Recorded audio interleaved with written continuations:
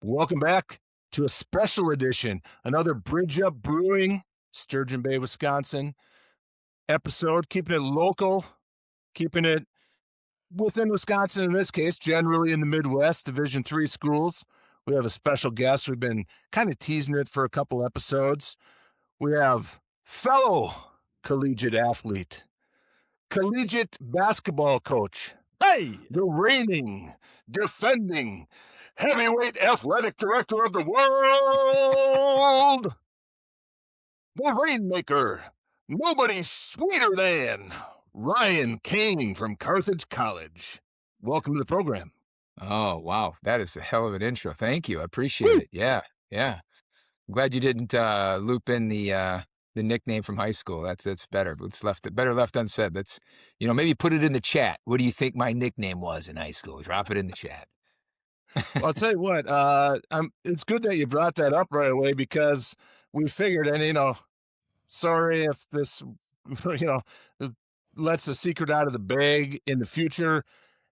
That name will be your alter ego that comes on kind of the unlimited live broadcast from the Cherry Hut and Fish Creek, things like that.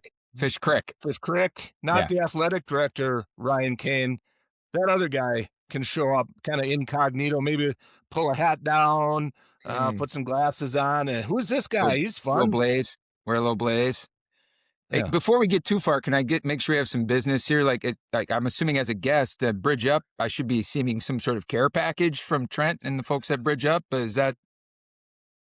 The way it works is if you find yourself at Bridge Up Brewing in Sturgeon Bay, Wisconsin, tell them first, you're right, find Trent, the brewmaster. He's never Tell there. him your Audible angle sent you, and I'll tell you what, good things are going to happen, and you'll pick up some free stuff. Some beer that was brewed with Fruit Loops and other bizarre ingredients. Yeah. I mean, Trent will tell you the whole story. It'll stop making sense about a minute into it, but you just go, yeah, boy, best one I had today, and it's cold. Way better than that other brewery in town. What brewery? There's no other brewery in this town. My bad. No. Head up to Door County, get some beers. Ryan, you're a big fan of the show, correct? Absolutely. Watched the first episode. Now, my algo's got me. I'm in. Yeah. Hey, send everybody a text if you ever get too much content. You're like, man, I can't scroll past all the, all these shorts and all this. It's the only thing I see now. Yeah. But so we're familiar. We kind of got on the River Falls bandwagon, got a little hyped up, had a guest on, got excited about Division III, and we're sitting there thinking about the WIAC conference and, what are we doing? Why have we not paid more attention to this? And it kind of spurred us to get a little more involved. And then Irby, gets a hold of you. And I kind of work already completely overlooking the CCIW. You guys get a firsthand look at North Central football every year. WIAC just kind of welcome to the party. You had a close-up view for a long time. Tell us a little bit more about the conference that you guys face every year. Yeah, the W and CCIW, for a long time, it was just us at Carthage was the only W in the CCIW. The rest of them were all Illinois schools. And then our friends at Carroll, who used to be in the league, joined us. And so now we've got two Ws, and your listeners probably don't follow Division III landscape all that well, but not next year, but the following year, our friends in Mequon, Concordia University, Mequon, the Falcons, are going to be our third W in the CCIW. They're actually joining our conference as a full member. So, you're right. I mean, I think the CCIW has had a strong brand in, kind of some of those, the bigger sports like football, basketball. There's been a ton of success at the national level. Certainly, North Central has been a bit of a juggernaut here. I think playing in the last 6 Stag Bowls, winning 3 of them. When you get here, there's this sense of, okay, can anybody beat North Central? And then beyond that, then you have Wheaton, who they were in the national tournament again this year, and I think they won 2 games, I want to say. And so they've always been very strong.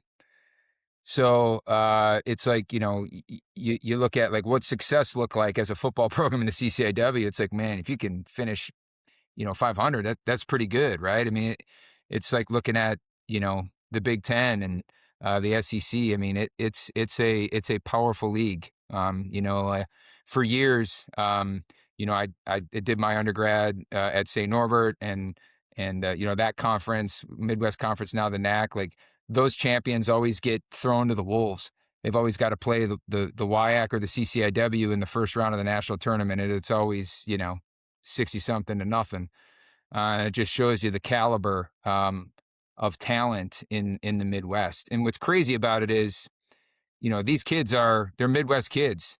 I've often joked as a coach in the Midwest, like, um, there's enough kids for everybody to eat around here. Like River Falls is good, and so is Whitewater, and so is Platteville, and so is North Central, and so is Wheaton, and go on and on. There's there's so many good players in the Midwest that it's not like we're pulling kids from Florida and Texas, and yeah, there's a handful of kids like that every now and then that come through there, but by and large, you're getting really good quality high school coaching in the Midwest, particularly in the state of Wisconsin, and those kids do well. Hey, Kane. When we're talking about this, and you said maybe a lot of our listeners aren't familiar with D3 athletics, Bubkiss, and I'm going to call Bubkiss on that, and this is why. Earlier, when we were talking River Falls, we kind of rapped a little bit. Dilly and I rapped a little bit on some of the players. We noticed the number 77, 6'9", 318, DJ Fox, offensive lineman for the River Falls Falcons. Unit. Absolute unit. Yeah.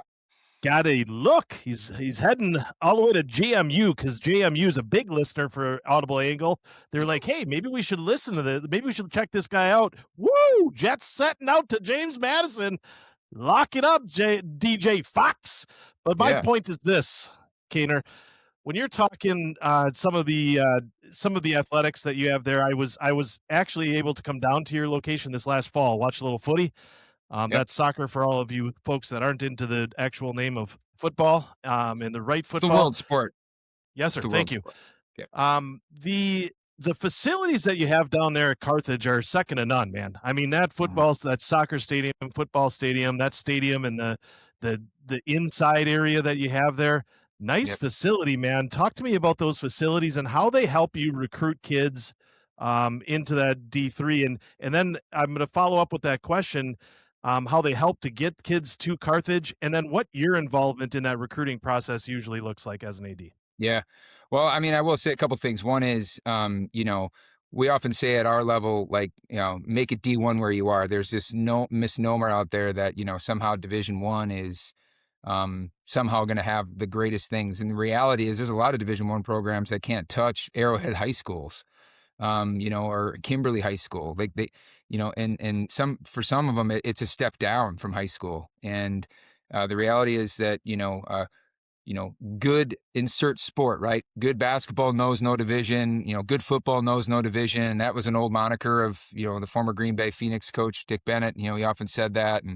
And I believe that. And, we're fortunate to have, about 20 years ago, some very thoughtful donors to put some money into Carthage and upgrade the arena and upgrade the Keller Field.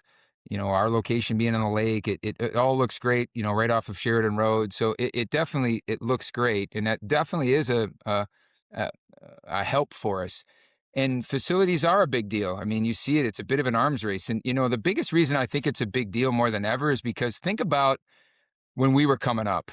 Like, we had no idea what the Bucks locker room looked like at the Bradley Center. Like, we had no idea what, Green Bay Phoenix locker room looked like. We would have loved to have known what that looked like. It was like, now you can see, Ben Johnson curse some obscenities about our Packers in the locker room. I mean, like, you have firsthand seat. You want a YouTube, you can get a YouTube tour of every facility in America right now. And so kids have access to it all. So they have expectations. Their expectations have elevated as well.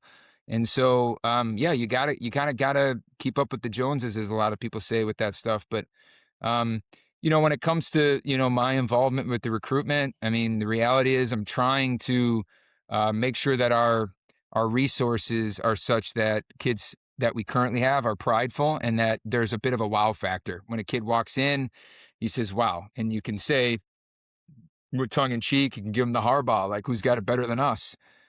Um, and, that's really the best I can do. I mean, I can't say that a kid's going to look on his list of things that he's checking off on what he's thinking about for where he's going to go to school. And it's like, well, the AD was a really nice guy. And, that's not something that's cooking on their list. They want to know where the food's at. Right. So, but yeah, I think all I'm trying to do is to create an environment that, our social media, the kids are very stealth these days, right? They're checking you out before you even say hi to them. When your recruiting is starting right now, like last night we had a game on the Marquee Network. And the reason I wanted to get a game on the Marquee Network is because their network canvasses a pretty good territory of kids that, Carthage attracts. And if I can get some eyeballs on, our arena last night in a game, they might be like, well, dang, that's pretty cool. I didn't even know that was there, And as we know, southeast part of our state is for especially for us growing up in the Northeast, we often don't think too much about the southeast part of the state. A lot of our kids aren't from Wisconsin. We've tried to get kids from up in the valley, as I like to say, the I-43 and the I-41 corridor. A lot of kids don't leave that nest. Coming down here it's a hike. I know we spent a little time hyping North Central football there. I just want to, for the record, Firebirds did head down and get the win back on the basketball court earlier this year already. So, I mean, what have you done for me? What have you done for me lately? Although that game was January 7th. I don't know which one was. Who cares? We beat them in basketball. Carthage, victorious. Yeah. Hey, and for the record, they have probably one of the most, North Central has one of the most dominant cross-country programs in America. And we had the individual champion for the first time in like 20 years. So we actually beat somebody from North Central. It's kind of a big deal. I think the last time they lost was literally, I think the last time they lost was like over 50 years ago. Congratulations. When you were in grade school, Kaner. That was when you were in grade school. Nice job. Yep. Thank you. Yeah. I can tell you all about it. If you want to know why I didn't vote for Abraham Lincoln, I'm happy to tell you. I don't think he was all that honest, to be honest. Hey, I gotta go ahead, Dilly. Go ahead. I'm interested to kind of flash back a little bit and look forward at the same time. Kane, you were a well-established basketball player at St. Norbert's, local team here. You played two sports, and you played golf and were successful there. You were the standard on long shots at St. Norbert's when you are the first person to come up with the coined phrase of "I have gym range," which basically means that when you get in the gym, you can make it. Which a lot of times you would chuck it up from there. But talk to me about the differences from when you were a player in the D3 at the D3 level. And then how it is today and how that's changed. And you can touch a little bit. I think we've got a couple of other questions that we want to dig a little bit deeper on NIL and the transfer portal, but sure. Talk to me about what it's like to be, and I'll preface this to answer to your point earlier. I went to the University of Wisconsin Green Bay, which I don't know if you were aware of, played soccer there for a couple of years. And our facilities coming from Pulaski, which weren't great, were much better than that Division I program. Our weight room was a locker, like literally a 10 by 10 room. So there, obviously I know facilities are much better, but talk to me about just the environment of student athletes and stuff and being a player then and a player now. And I think it's a very interesting perspective. It's actually funny. I can give you an example. I walked out to the first tee this year to watch our golf team at a tournament, and I texted one of my St. Norbert golf teammates, and I said, man, I don't remember hitting the ball like this when we were in college. Like, these guys, this is some full send stuff here, And granted, I think I was playing with a persimmon driver and a one-piece Bellata ball back in those days. But nonetheless, I think the reality is I think picking your college back then was all about, you used to sit back and wait and, it was really hard to figure out like how to get recruited. There were no resources for that. And there's just far more available nowadays with that, right? The advent of the internet, and you can email and you can create your own website, and you've got, Huddle that you can put your highlights on. And like I said, kids can recruit themselves as much as they can get recruited, but coaches can sit at their desk now and reach kids all over the country. Before, when I first started coaching, it was VHS tapes, and you had to get your butt and go sit in a high school gym somewhere and figure out if that kid could play or not. And so your reach wasn't that far. And so now it's much different, and also the quality of the athlete's different because they've got a trainer right there. I mean, they got a trainer in their hand. I mean, they have so much information at their disposal about what they should put in their bodies to get what out of their bodies, how to train, how to be better. There's just so much more of that. The skill level is higher. The physically, they know how to develop themselves better. It was like, how the heck did you even get a weight bench? Like, it was like you had that rubber thing with the sand in it, and it was in the basement, and a handful of people had them, and lifting weights wasn't really a big deal. And so kids are just that much more developed. Kids today, because of all that information, it can be a little bit of paralysis by analysis, but they almost have too much, and to a certain extent. But because they have all that, they've raised the floor a lot more. And so, and as a result, like Division III, you used to be able to get a hidden gem here and there. You don't get any hidden gems anymore. Like in basketball, I used to joke, like, if you're 6'8" and can walk and chew gum, like someone somewhere knows about you. Like, So wait a those second, 6'8" then how does guys River can Falls fall on go ahead. how does River Falls go and get this Caleb Blaha, who's probably got to look for the Packers and the Bears, probably the Vikings? He might be the starting quarterback for the Vikings next year. For crying out loud! How does a guy like that slip? I want your perspective. How does a guy like that find his way to River Falls? Why isn't he at D1 program? Let me ask you this: what was your most important factor when you came in as a freshman at UW Green Bay for soccer? What did you want to do the most? Did you want to play? I wanted to play. Yeah. And not everybody can play. And that was always my thing. It was like, some kids will go to a place, like that's what North Central does best in football. Like, they get kids who are monsters, who are fine with sitting for 2 years behind a guy at the offensive line for their shot at a ring for 2 years. That's what they do best right now. They get kids to buy into that. And the best programs I've seen that have had sustained success at Division III level get it to the point where they get kids who are fine with not playing. But the reality is most kids want to play. So they'll just go until they find a school. And as you know, hell, there's not 32 good NFL quarterbacks. So there sure as hell isn't that many good Division I quarterbacks and Division II quarterbacks. But, not all kids want to leave the nest, the opportunity might be great at, Slippery Rock, but do you want to go to Slippery Rock, or do you want to stay home and go hunting with your boys, be an hour away from your girl? I don't, like, that's part of it too. There's a lot of things that I think go into it. But yeah, I think all of that's baked into the pie on how you can land, one of these stars.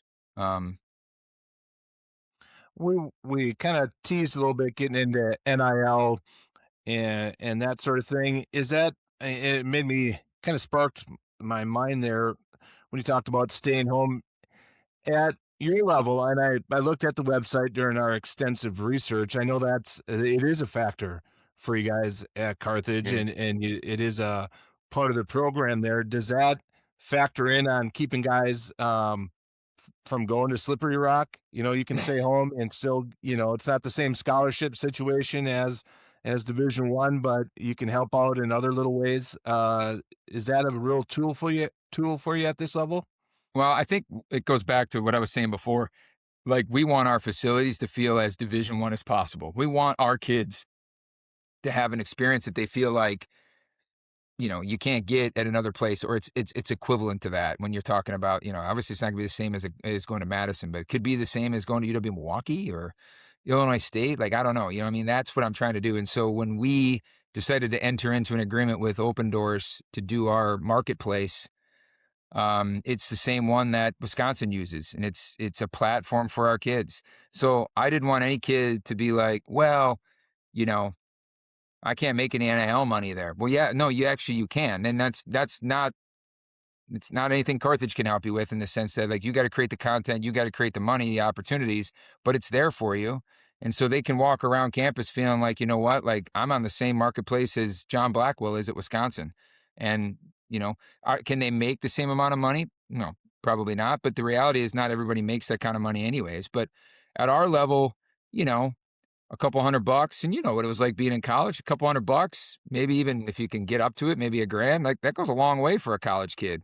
They have that opportunity. And I think so far this year, we've done close to $80,000 in NIL deals for our kids, and it's just the little things here and there. And they kind of add up after a while. And we started a collective. It takes a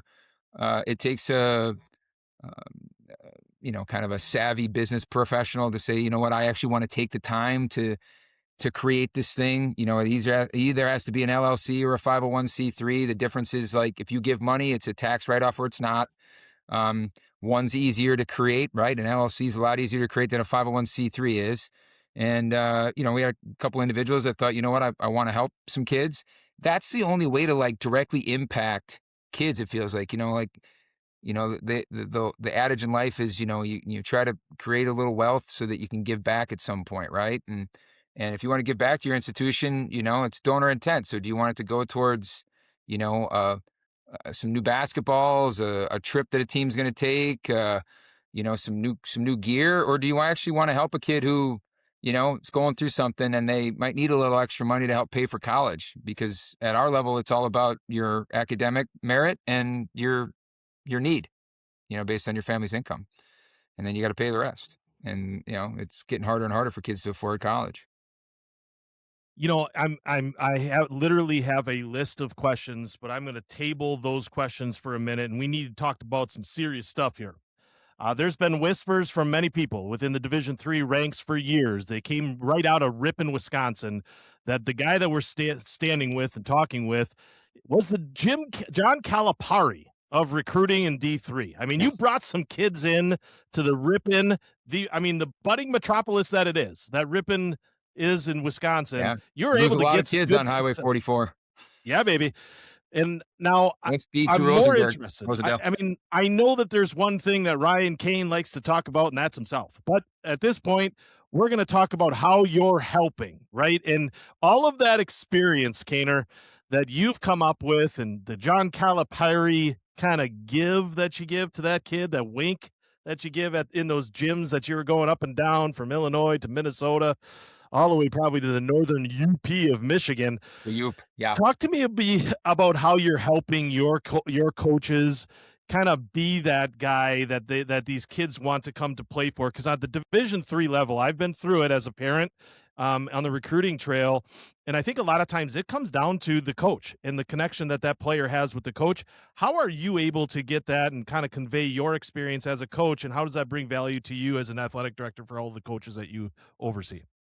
Yeah, it's a great question. Long-winded question, Eric, but I'll what do you think, Dilly? Was that we got to where we needed? I'll just interject, give you a moment to collect your thoughts. Urbs, that's strike 2 on purposely antagonizing the guest. I mean, you kind of started off a little hot, and then you came a little in. rich. I mean, we're the two guys with podcasts. Our biggest listeners are ourselves. I go to sleep listening to myself talk every night. So ease up on casting stones at the guests. Just my opinion. We'll give Kane the floor back. Good question though, Urbs. I would say, I actually, before I got into coaching, I kind of got classically trained in the corporate world and understood, the art of the deal, if you will, and sales and things like that. And so what I've tried to do, if nothing else, is to try to help our coaches understand that piece of it. Most coaches are classically trained in the tactics of their sport. And we always know that you're only as good as your players. Your players make you look smart, make you look good. You can talk about Signetti. The guy has a clear core value, a clear path. He knows what he wants in his players. They execute. He's obviously a very good talent evaluator.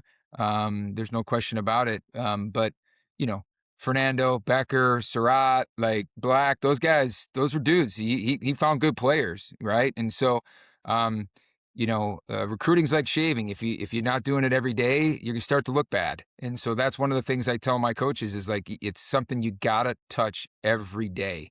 The biggest aspect of recruitment is contact. Once a kid starts to not feel like they're wanted by an institution if they're not hearing from them, and that's not every kid, and that's why I tell coaches, like, you have to build the relationship so that you can ask the difficult questions. You want to be able to say, if you said no to this institution, why would that be? Find out what the objection is and attack that objection. And most kids have a hard time wanting to tell you the truth in the recruitment because they love the love. They don't want to shut off all the, feed me. Like, who doesn't want their ego fed? You got all these coaches telling you how great you are and everything. It's like, no. Like, no is the second best answer in recruitment. So oftentimes I tell kids, the reality is, like, making this decision on where you're going to go to school, it's the biggest decision you're going to make in what is your very young life at this point. It's a 40-year decision, not a 4-year decision. I mean, many of you know, like, you had Druzy on, right? I mean, that's a guy that you went to college with. You're still friends with him 40 years later, right? So the reality is, like, you're not making the decision. You need to eliminate schools along the way. When you're not going to go somewhere, then just tell them no. And I actually want to hear no, because I want to get in and I want to, create a great relationship with a kid. You can't create a great relationship with a bunch of people. I mean, Dilly tried to do that in his dating life, right? Tried to talk to a lot of different girls. And, at the end of the day, you got to talk to just one. I think that's a good point. I will, at the risk of pissing my co-host off again, I'm going to stand up for the fact that I did know Druzy for a few years, was not 40 plus years, because that would make me 67. I know. I believe him and I played when we were in our 20s, and I am 47, so I have known him for 26 years. Your point was taken, but I want to make sure that I don't just look 47. Yeah. Arguably with and just so you know, Kane, our biggest demographic, I try to tell this to everyone of our guests, that our biggest demographic is the women, the female, usually between 18 and 36. And then we really hit it hard about 70 to 85 females. There is a small sliver of listeners that are male. It's like 42-year-olds. I'm not sure why that works, but mostly the women are listening because they're not watching. With that being said, Dilly, you have another question for Kaner while we have him? Well, I mean, I have a little bit of a important to bring up just so we don't miss it before we get into the Pulaski days and who is after which women. I will just let the court know I was not talking to a lot of women over a lot of years. That was all a big defense mechanism to kind of help. They all helped me shield myself from anything too serious until I met my beautiful wife and locked it in. It was all a big scheme. It wasn't just you made it sound a little like desperation. Let's not get crazy here. One team that does not fall victim to desperation at all, and we do have to get this in so we don't blow right past it. Set it up, spike it down. Volleyball, number 2 in the country. Yeah. Whoa. Yeah. Good volleyball plays anywhere. That's right. That's right. Good volleyball knows no division. Talk to us about it. Yeah, tell us. Well, how is this expected? How long have we been good here at Carthage volleyball? Yeah. Well, the sports. Oh gosh, now you're gonna catch me here. It's been around close to 20 years now. Yeah, I've had a couple coaches. They've had great success. In fact, our women's coach, Leanne Ulmer, she is in, I think, her 27th year. She's been wildly successful. I think she's made our conference tournament, which is the top 18 consecutive years, I want to say. Her son played volleyball, men's volleyball at Carthage, and he's currently the men's volleyball coach at Kansas. Wildly successful, went to the national tournament. Prior to that, he was at Oregon, and had a great run at Oregon as well. I think like 2 years ago, they actually lost to the Badgers down at the old barn. So yeah, the men's volleyball program's had a great history of success. The difference about men's volleyball at the Division III level is it doesn't have 400 some odd programs like football, basketball, some of these other sports do. There's a little over 200. So the national tournament's a little bit smaller, but nonetheless, our success has been great. 2 national championships back to back. One of them was an undefeated year in 2022, 2023. And then this past year, we ended up losing on our home court in the Elite Eight to the eventual national runner-up in Springfield. And we're number 2 in the country right now, and we're actually down. One of our top hitters, he tore his ACL in the off season, but we brought in a D1 transfer. He was pretty good last night or 2 nights ago. 17 kills, no errors, not bad against MSOE. So that was pretty legit. So we've got a great coach. I mean, it goes back to everything. I mean, like, we got great kids. There's a great culture. We've got kids in the program that if they're freshmen and they're not playing, they still want to be there because they want to chase the ring and they want to be a part of something that's great. And that's what you need to sustain success. You don't just have, one good run and then you got to rebuild with a bunch of freshmen and try to get it back up there. You can't win at any level in college with 18-year-olds for the most part, unless they're, Cooper Flagg and Concanipple and Cameron Boozer and all the Calipari boys. So where did we get Ryan Bartz from? Where's he coming from? Ball State, Muncie, Indiana. Yeah. All right. Yeah. All right. Now, we don't put this out immediately. This isn't. It's recorded live. It's kind of like recorded live in front of a studio audience. We are facing Concordia in Mequon as we speak. Next match after that is January 28th, back at home against Aurora University. Head on over, check that out. I assume we're gonna beat the pants off Concordia respectfully. Respectfully, I mean, the reality is the volleyball in the Midwest is there's definitely some quality programs. There's no question about it. But our program, because we need to get our MPI, which is like at the Division III level, is similar to what you hear of, like, the RPI and things like that. Like, for us to be able to get, there's only 2 at-large bids in the whole country for Division III, which is really tough. So we typically go out west and out east and play the really good programs out there. There's good volleyball out in California at the Division III level, and there's some really good volleyball out on the East Coast. So we try to play against those other really good programs to make sure that our strength of schedule is really strong. If by chance, we were to drop in the conference, which we did 2 years ago. We lost to a very good Loras team a couple of years ago. So Loras isn't a core member of our institution, of our league, I should say. They're in the American Rivers Conference, which is primarily all Iowa schools. But not all the Iowa schools have volleyball. They got wrestling, but they don't have volleyball. So Loras decides to join our league for that, and they had a really good team a couple of years ago, and they beat us. Ryan, I was breezing through doing some research, and it is plentiful that I have to do for the show. But one of the research things, and I'd like to hear your perspective on this, I've noticed that most of your players are coming from the Midwest. You've got one guy from Ohio, you've got one guy from Minnesota, and the rest are Wisconsin and Illinois, save for one California kid. Not sure how you pulled him from the West Coast. I mean, I'm sure that's a heavy NIL receiver, if you will. I'm sure he's getting like $600 a semester at least. But talk to me about how, I'll be honest, not a lot of high school kids or programs in Wisconsin have volleyball. So how are you guys recruiting and getting these guys? I mean, a men's volleyball program, if you will. Yeah, and it's the club.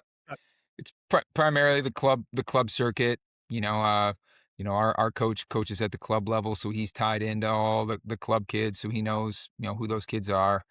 Like I said, there's still good quality volleyball in our backyard. The California kids, the reality is, once you get on the other side of the Rocky Mountains, there's only a handful of Division III schools, and so there's a lot of kids over there, but they all can't go to Cal State Fullerton and and BYU and San Diego State. They got to go find, and there's not a lot of Division IIs either, right? And so they got to come across the other side of the Rockies. And, once you get there, now you're talking about, there's not a lot in the flyover states as far as D3s either. So, now you start getting into Iowa and now Wisconsin, and there's some opportunities for them. And, and a lot of kids still they genuinely still care about their academics too. So they're looking at schools to say, well, maybe that school's interested in me, but maybe they don't have the right academic profile that they're looking for as well. Dilly, I've got one more question here, and I want to get into some specifics here for Kane. I know that the transfer portal, NIL, we've kind of talked about, but the transfer portal is really kind of turning the NCAA sports at large on the Division One. We read it in the national media a lot. Yeah. Is there a trickle down effect to your university, your college, that you are seeing some kids at different sports come down from two or even one? Yeah. And then are there kids that are going the other way? Do you get a lot of DJ Halls that go to Division One? I mean, is that something you're seeing, or is that, talk to me about how that's affecting your sports programs? Yeah, I mean, the reality is that, the kids see it. They think that if they're not playing here, that they'll be able to play somewhere else. The reality in the transfer portal at our level is that 70% of those kids go unclaimed. So the reality is that just because you go in the portal doesn't mean that you're going to find yourself on a bench somewhere else. If you couldn't play here, you probably can't play there. That's usually the reality. Now there are plenty of those kids that they're at the wrong level. They develop. Everybody runs their race differently. Um, and so, yeah, there are those kids that have really done well at a Division III level, and they deserve every opportunity to go up. I think it depends on the sport too. There's a developmental side of it. Take baseball, for instance. The baseball level, we're seeing a lot of junior college kids that are 4.0s, that are very smart, not want to go to Division III, want to go junior college because they want to see if they can get 4, 5, 6 more miles an hour on their fastball, or get that exit velocity on their swing speed, and that's going to somehow get them to that scholarship level and not waste their money at a Division III. So we don't necessarily see ourselves as a breeding ground at our level. When I say, like, we're just breeding kids to go to Division II or Division I, oftentimes kids are at this level for the right reasons. They're here because they want to get a great degree. They chose it for that. They come from the right environment for that. They're not just chasing it in that regards. There are plenty of kids though that, we're looking at them going like, yeah, no, you could get some money. You could go play somewhere, but they don't want to. Do we see some kids that want to fall down to us? Absolutely. I mean, shoot, we got a couple D2 kids right now, and we just mentioned the D1 kid on our volleyball roster that's like, he's not playing there. Like, what do you want to do? You want to play or not? And you can play. You could go and you could play at a Division II and have a little burn, but you could come here and, you could be an All-American. You could be in our Hall of Fame. You could lead our team. And if you're thinking about, like, can you play professionally? Well, yeah, absolutely you can, because, there's some sports where it's like, you know what matters? Getting it done, right? I need to know if the guy can actually stand in the box and rip one. I need to know if the guy can toe the rubber and go 7 innings, or can he make a shot when the lights are on? And you don't know that if he's just a bit player at a Division II or Division I. You'll never know what that's like to feel that when the lights are on. There's very few that get that real opportunity. So, yeah, it's an interesting kind of slope. I mean, it's definitely tougher for the D1s though. I feel for my friends that coach at that level, that the days of finding that gem and coaching them are over. They're gone. Which is tough. You mentioned, roughly 70% of kids that enter the portal at that level, they end up unclaimed. Do you have to be active with your coaches or within the teams? There's a perception at the Division I level, or higher levels, when a guy enters the portal, he's gone. He's almost shunned by the team. Special circumstances. Do you have to actively kind of keep, I would say, maybe player relationships going, like make sure they don't turn on each other, or they all get themselves going, like, we're all out of here, we're all in? Do you do anything proactive to kind of create the right culture around that, supportive, Yeah. whether they leave or stay? Yeah. Yeah, I mean, I think the reality is that's the right environment to have. I mean, you see, like in bowl season, right? You hear all this stuff about, well, this kid's in the portal, but the coach is going to let him play in the bowl game because he's doing it the right way. It's like, no one, I think, if they have the right, morals, and really care about these kids, wants to not see them achieve something that they really think is better, right? Like none of us here are saying, boy, you know what? Like I'm happy to get paid less and do less and shovel it here when I could be over there. Like, and that's not to say you're shoveling it where you are. It's just to say, you know what? Like, I used to joke, like, I get it. Like when I'm talking to you and I'm the head coach at Ripon College, this wasn't your dream. You didn't wake up dribbling a ball since you were however old thinking, God, I hope that Ryan Kane calls me from Ripon College and I get to go play for him someday. Like that's not the dream. I know that. And that's okay. Whatever your dream is, I want you to chase it.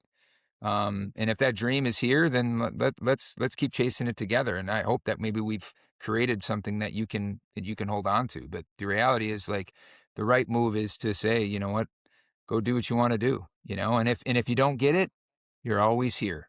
You're always welcome back. Some kids might not be welcome back. Some kids, were pretty excited that they went into the portal. They might not be the right attitude they want on the team. And it's like, you know what? Now that you're in the portal, bye, Felicia. Whoa.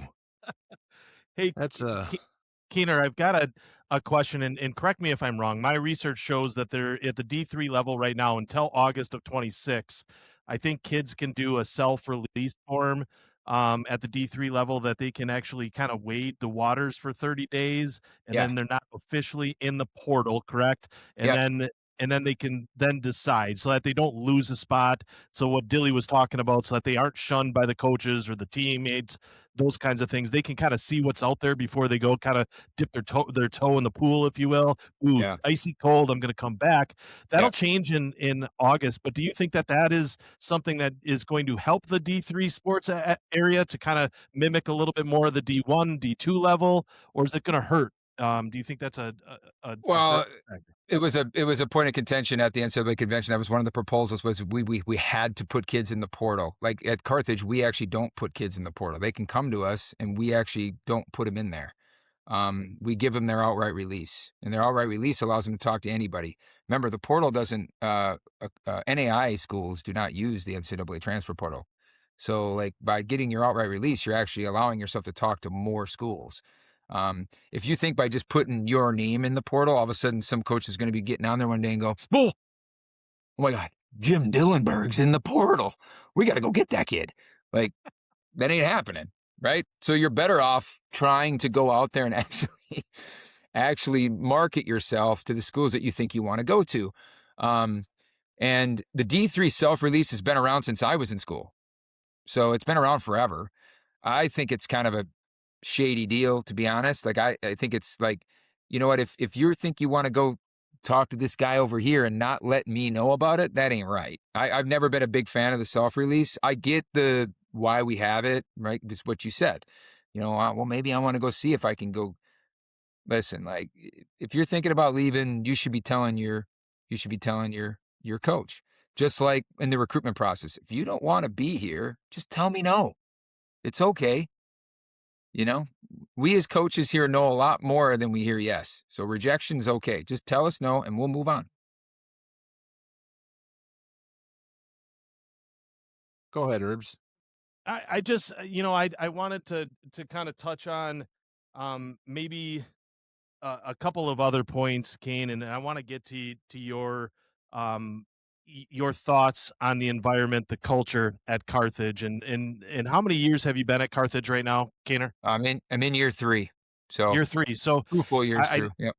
I know you're building something there in the athletic department, and I think it's probably something you're pretty darn proud of.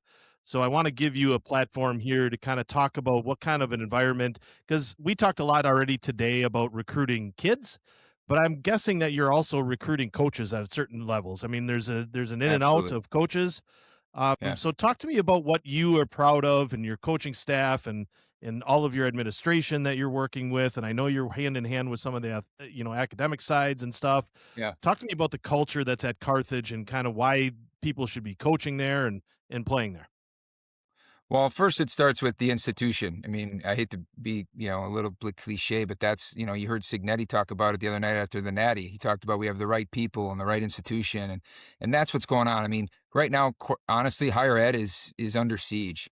We have an enrollment cliff coming, right? The economic downturn was about 18 years ago, so there's fewer and fewer kids that were being born, right? So that we're hitting that threshold now. And so there's fewer and fewer, there's a lot of beds for these kids to go to college, and there's not enough kids to fill them all now. On top of the fact that we're seeing that kids have a lot of other options. People not sure they see the value proposition behind going to college. Is it the pathway to a better life anymore? People would argue differently, right? There's trade schools. There's lots of other opportunities for kids to find their way.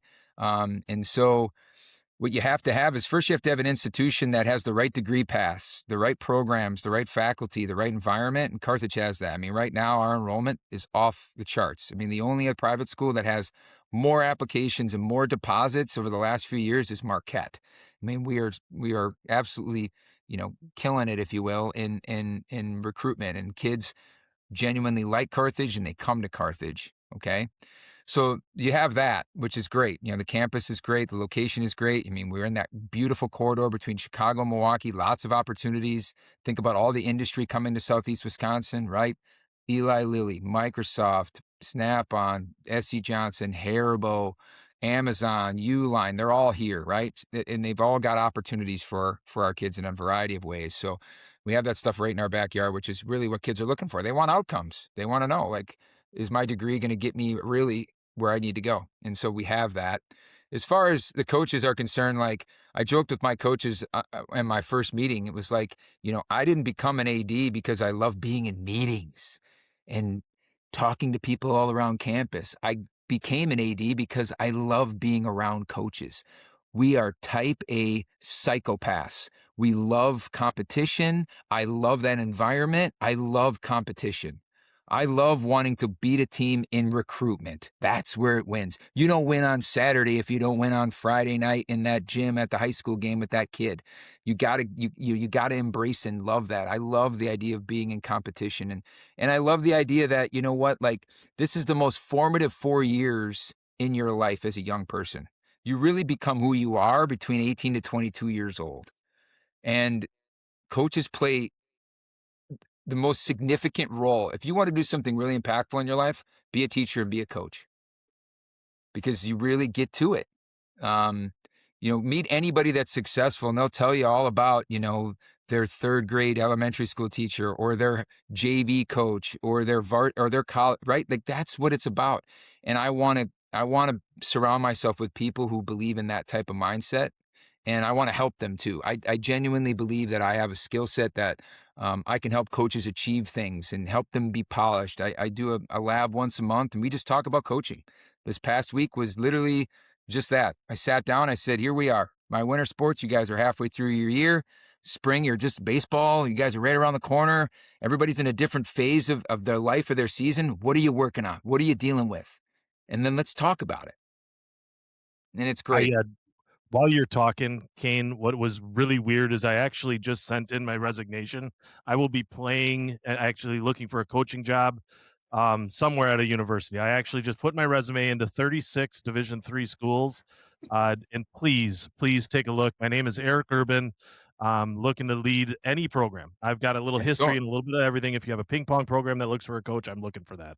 So I will be leaving the corporate rat race and going into coaching because of that dissertation. Thank you.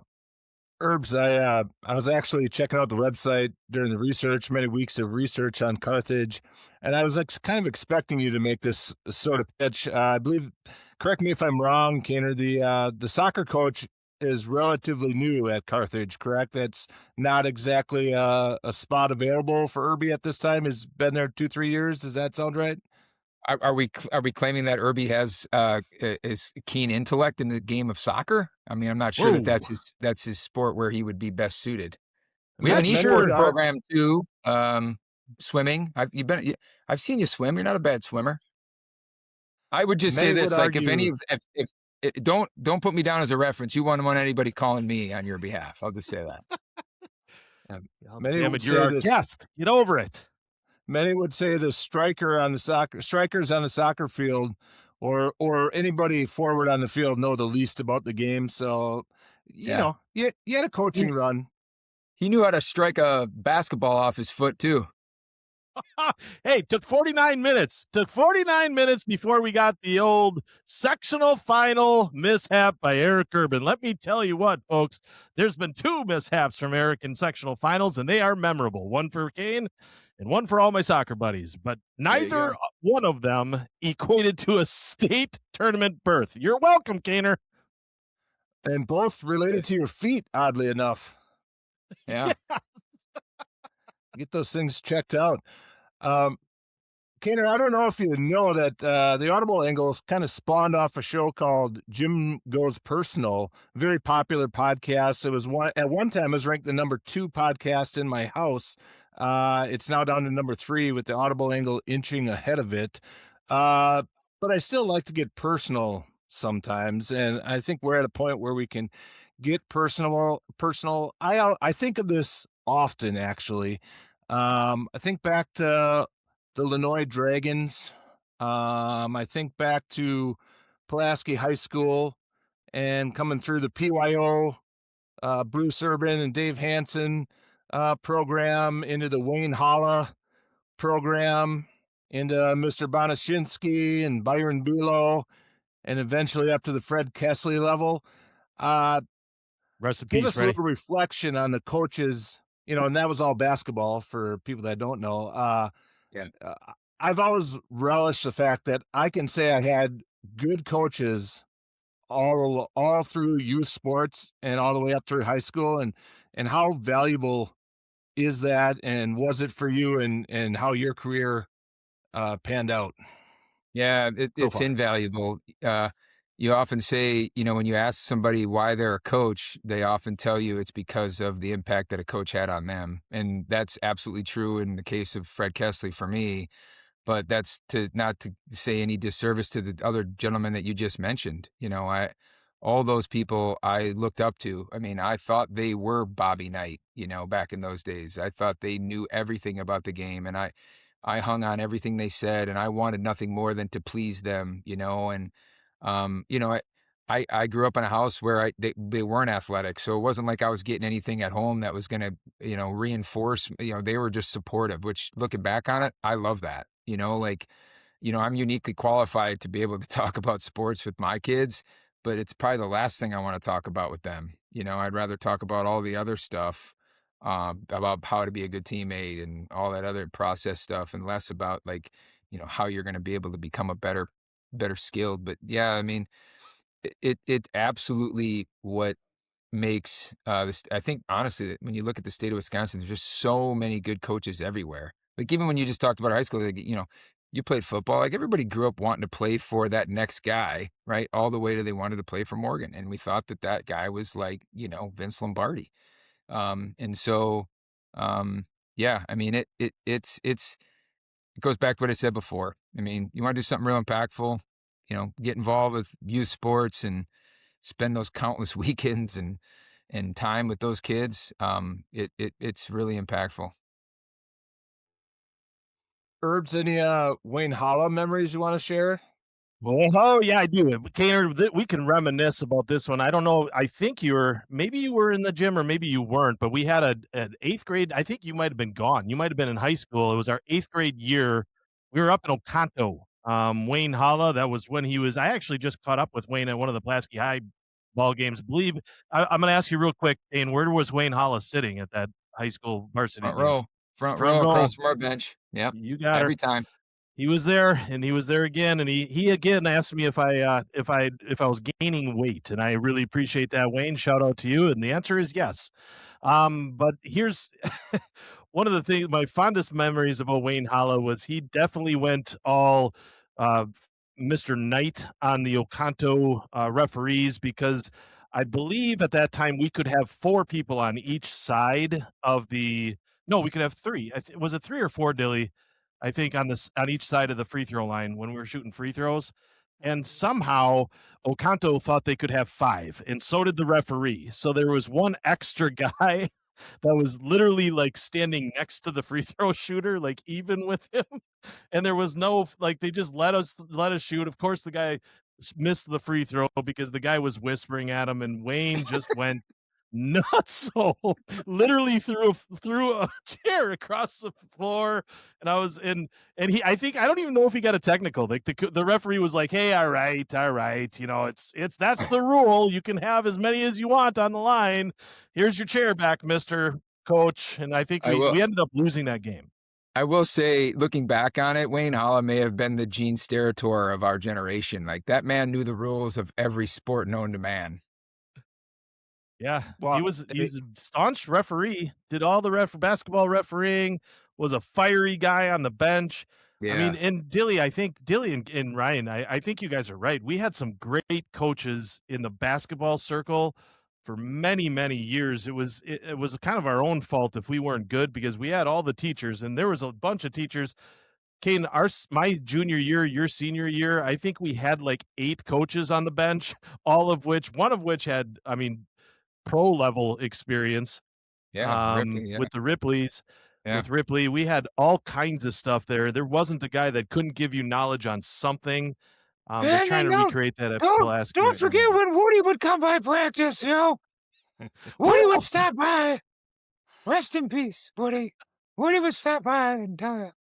When he would talk about, I think he would talk about the smallest schools, the most minute schools, but boy, you could listen to that guy's voice somehow for hours, right? That camp, the summer camp, I'll never forget those. Those are good times. For sure. Herbs, Yeah, good I stuff. gotta say, I was thinking of a different Wayne Holla memory at the home gym at Hillcrest, and we all, I mean, I don't know if everybody remembers it, but I distinctly remember Herbie getting a little rattled, had a little tears welling up in his eyes, and Wayne Holla gave him a quick slap to the old cheek to straighten him right out. And the most memorable part was Diane Urban, like, leaned forward, kind of gripped the bench. Like she almost ripped the bench apart, holding herself from jumping up to give Wayne Holla a piece of her mind. That's a mama bear right there. That's a mama bear. That's one mama bear I would not poke, is Diane. Woo! I don't even think Wayne knew. He would have never gone there if the danger he was in. But you know the reality of that is that man, he's like the kindest person. The man wears a heart on his sleeve. He's just the best. Like he could do those things because he would also put his arm around you and tell you how much he loved you. Like, I mean, he literally would use the word love. It's crazy. When it wasn't inappropriate to say that, right? It was yes, appropriate exactly. But yeah, you felt, I mean, they were my neighbors. I grew up with that man. He was just the best. From the tutelage, the time I think about him the most is when I'm watching, you know, the high school level, and about even college games, but mainly if I find myself at a high school basketball game or anything lower level than that, and a team cannot break the press, I just think it's the easiest thing in the world. I remember Wayne Holla very distinctly in the middle of the court, and he's yelling, like a gorilla, and he's like, you get here in the middle, like a gorilla. And I always see that spot open on the floor, like where they trap a guy, and then there's shit. I'm like, why is there not a guy standing right there? It's the easiest outlet from pressure there is. And I think of Mr. Holla every time, and I'm sure he's a big listener. I'm sure he's a big podcast guy. I'm sure he is. Yeah. Great to have you on the show, Kaner. Great for you. I appreciate you carving out 59 minutes for us tonight. Dilly, do you have any closing words? Kane, do you have any closing words for the Audible Angle fans that run deep? I'll go first here. Go ahead, and Dilly. This started in the extensive pre-show production meeting. I just want to extend an invitation. Next time you're out, not the next time, but maybe the time after, if it's warm, or if I'm in Wisconsin somewhere, you're up in Green Bay, we should hit the course, because I took a little offense to some of that golf talk, although I was on hiatus for a long time. It's only been about 5 years. Here come the excuses. No, there's no excuses. I will just say this. I fully embrace and trust all the actuaries. I don't think Lauren Tapp has made the move to be an actuary for the USGA yet, but I do support the actuaries over at the USGA. They have a whole formula. They come up with handicaps. So guys like me and guys like you, we can play together, perhaps with some stakes involved. Now, Irby, maybe not part of that match. He's kind of carrying that vanity handicap. He doesn't enter many scores anymore. Likes to keep that low number in there. I enter all mine, so I'll be utilizing what sounds like 15 to perhaps more strokes. But we should get out on the course. I'll leave it at Dilly, that. give me a good look at your hands. I'm remembering you had pretty big kind of, yeah, that's an easy way to kind of, that's how you move the number on your handicap too. You slip the digit and put a 96 instead of an 86. I can see how that can work. I'll tell you what, for about 4 holes in a row, you'll be bitching and cussing about the strokes you're giving me. And about 4 holes later, you'll be like, yeah, I get it. I get it. There's a lot of starting and stopping in my game. I'm such a generous person. I probably will give you a lot of stuff. The friendship zone's pretty big for me, so I think, Ooh. Baloney. Yeah. I've played against for money with you, and you are not shy to keep the hand out when that round ends. You want to put something on it, Irby. You're going to pay. I like it. Well, great job, guys. I'm glad you guys have gotten together. You guys have always been great friends, and this is fun, even for those that don't know the history behind going down some of the memory lane there. But very cool stuff that you're doing, and keep the audible angle moving forward, and keep the terrible takes coming and the bad predictions. He is a listener. He's a listener. But is he a subscriber? That's where the money's really to be made. I think if we get to 50, like and subscribe. Yeah, if we get to 50, I think that's when the big bucks start rolling in. 50 subscribers. This might be the one. Yeah, that's when our marquee contract comes in, Kaner. Don't forget it. I'm a sales guy. I'm calling marquee. You guys know Ryan Kane over at Carthage? Do I have a pitch for you? He endorses the audible angle. Yeah. How many students, staff, and everything else, facility managers are there at Carthage? There's got to be. Yeah, we have over 40 full-time staff, coaches and assistants, and yeah. But just students in the entire college. Oh yeah, we're pushing 2,700. Whoa, well, we'll use 2,600 of them. Yeah, 2,600. This show isn't for about 100 of them. We got about 800 or so student athletes itself. That's a lot. That's more than some colleges. Sounds like 4,000 listeners. Boom, right there. Let's go. Appreciate the time, Kaner.